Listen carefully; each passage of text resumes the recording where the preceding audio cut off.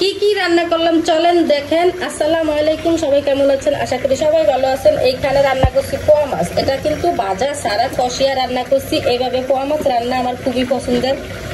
এই যে এখানে রান্না করছি 4 পিস রান্না করছি, একটা কিন্তু নিচে খাওয়ার জন্য। আর এই দিকে কিন্তু নিরামিষ। এই নিরামিষটা কিন্তু শীতের দিন আমার খুবই ভালো লাগে। মূলা, আলু, বেগুন এগুলো মানে 5 মিশালি তরকারি দিয়া ধনিয়া পাতার সাথে দিয়ে রান্না করলে কিন্তু খুবই মজা লাগে শীতের সময়। এই নিরামিষটা এটাও খুবই পছন্দের, মানে শীতের সময় ভালো লাগে এই তরকারিটা বেশি। আর এই দিকে কিন্তু কালকার ডিম বুনা সাথে একটু বাজি ছিল, ওই বাজি আর ডিম বুনা কিন্তু একসাথে আমি গরম করে নিয়েছি। গরম করে এই যে বাটিতে রাখছি।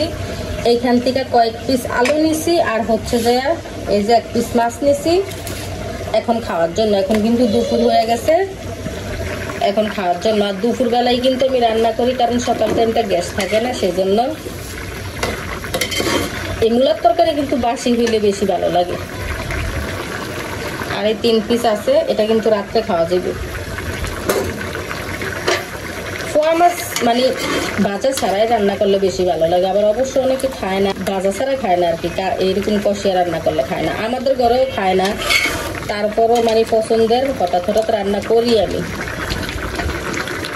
আর এখানে কিন্তু বেশি মশলা আমি দেই না এই মূলার তরকারিতে। রসুন কুচি, পেঁয়াজ কুচি, তারপরে এই যে হলুদ, মরিচ, লবণের গুঁড়া, ধনিয়ার গুঁড়া এগুলো দিছি। এক্সট্রা কোনো মশলা দেই না। আর ওই পোয়া মাছও কোনো জিরা বাটা এগুলো দিইতেই না, কারণ পোয়া মাছ এমনিতে রান্না করলে মজা লাগে মশলা ছাড়া। এটা ঝোল কিন্তু আমি আরেকটু শুকনা করবো।